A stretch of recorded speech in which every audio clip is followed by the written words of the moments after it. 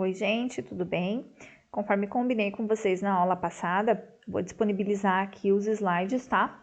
Referente às narrativas de terror, tá? Que nós iniciamos aqui nesse módulo. Então, vamos lá. Quanto às narrativas ali, né? É o que, gente? É um conto de narração breve de eventos imaginários que apresenta um grupo reduzido de personagens e que recorre a poucos recursos narrativos, né? De modo a desenvolver um argumento não demasiado e nem complexo. O terror, por sua vez, é um sentimento mais intenso, de medo, em que o indivíduo já não consegue pensar de forma racional. O terror pode criar também calafrios, paralisia muscular, inclusive morte por parada cardíaca. Um conto de terror, como tal, é um relato literário, ficcional, que visa o quê? Provocar sentimentos de medo no leitor. Nesse sentido, ele apresenta histórias vinculadas às temáticas mais aterrorizantes para os seres humanos, né? Como, por exemplo, a morte, doenças, crimes, catástrofes naturais, os espíritos, bestas sobrenaturais. E dentre as principais características de um conto de terror está o quê? A densidade e a coerência da história. Seja ela por escrito ou mesmo uma série, né? Por exemplo. Esse tipo de conto sempre é singular e com densidade, tá? Buscando despertar o quê? O medo no espectador. O objetivo é despertar o medo no leitor. Um dos principais modos de desenvolver um conto de terror é através de elementos que não possuem uma explicação. Ou seja, não tem uma explicação científica, uma explicação lógica, certo? Por exemplo, algo que atenta contra a sanidade ou mesmo contra a vida do personagem principal. E outros elementos, como a dúvida ou vacilar do personagem, também ajudam a tornar a história um tanto quanto mais emocionante. Quanto ao cenário onde determinada situação é descrita, né, isso também ajuda a incitar o sentimento de medo. O cenário ele é um importante componente nesse aspecto. A exemplo disso temos os clássicos, né, casarões abandonados, porões, cemitérios, entre outros cenários aí assustadores. Outros elementos que também podem ajudar a construir um conto de terror.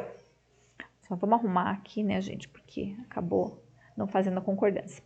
É a narração em primeira pessoa, tá? Da história, onde o narrador pode duvidar de si mesmo e de sua confissão, por exemplo, tornando a história ainda mais enigmática. Sempre a presença de algo enigmático ali. O conto de terror pode ter um fim moralizante, a exemplo das fábulas, por exemplo, né? Pode ter esse fim moralizante. Isso assustar o leitor. Que tipo de moral, né, gente? Assustar o leitor para que ele evite adotar certas condutas ou determinados atos ali.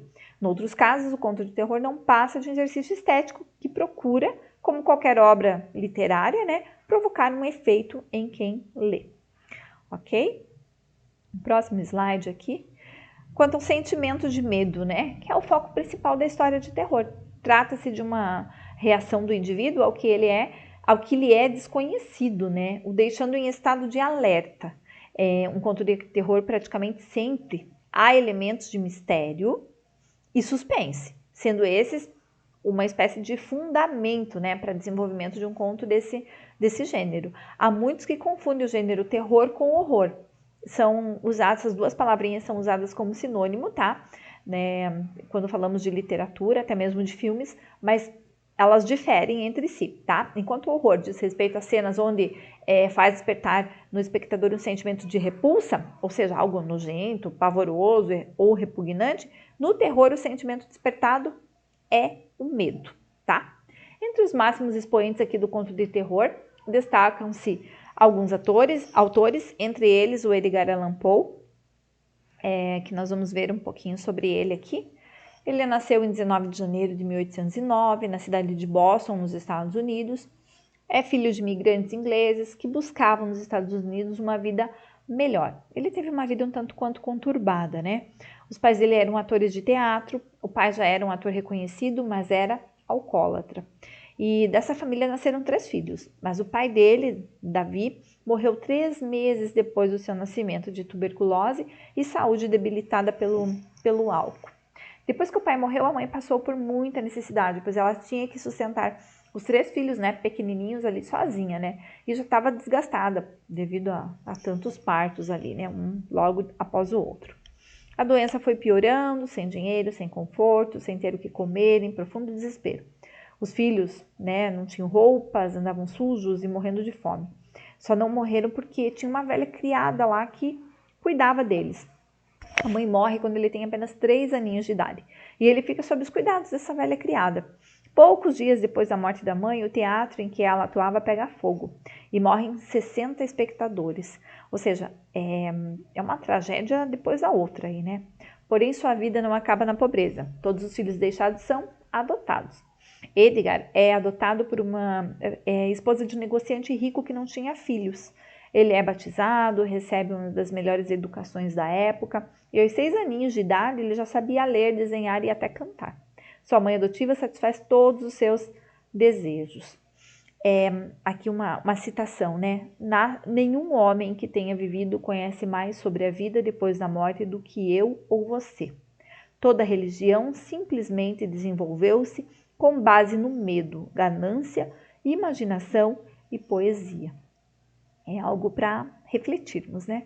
Viveu por alguns anos na Inglaterra, lá ele estudou, né? Teve a oportunidade de estudar latim, francês, estudou história também, literatura, e fica impressionado pelos castelos misteriosos, né? Pelas casas decrépitas e pelos corredores escuros ali nos quais ele sente a presença sobrenatural. É um cenário ali que o instigou, né, a esse viés da literatura, né? Aos 16 anos de idade, Edgar Allan Poe entra para a universidade. Lá, as principais distrações dos estudantes são o quê? Jogos de azar, álcool, o ópio, mulheres e duelos. Com isso, gasta muito dinheiro do pai, né? E afunda-se em dívidas e não paga ninguém. Fato que faz com que seu pai perca muito a confiança nele. Ele já apresentava ali algum desvio de caráter, né, gente? Nesse tempo, sua mãe adotiva morre e ele fica sem ninguém para lhe ajudar, além do pai adotivo, né, que já não suportava mais essas dívidas que ele fazia e não pagava, enfim, essa vida desregrada que ele levava. Então, Edgar decide abandonar a família e se alistar no exército. Ainda consegue subir alguns cargos, mas deixa de cumprir algumas tarefas e é expulso do emprego. E o início da carreira lá? Sem trabalho, ele foi morar com sua tia e prima. Lá ele começou a escrever poesia e contos e a tentar procurar uma editora que aceitasse publicar os seus livros. Alguns editores contrataram, né? Mas pelo seu vício ali, né? Pelo alcoolismo, deixava de escrever e perdia muitos contratos também. Ele não honrava, né, os seus compromissos. Nessa época, ele casou-se com sua prima, mas algum tempo depois, pelo seu vício no álcool, ela o abandona.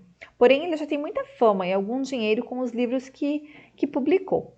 Por fim, né, Edgar Allan Poe chega a se casar uma segunda vez, mas com a saúde muito debilitada, ele falece aos 47 anos de idade. Há algumas biografias que dizem que foi com 44 anos, né, essa aqui 47. Suas últimas palavras foram: Senhor, ajudai a minha pobre alma. Ali a gente, né, por essa última citação dele, nós percebemos, né, gente, percebemos ali uma certa crença, né? Então, gente, esse daqui está disponibilizado para vocês. Na próxima aula, nós fazemos ali algumas atividades do livro e eu coloco daí tudo que fizermos na aula eu disponibilizo para que vocês possam conferir, ok? Até a próxima, gente!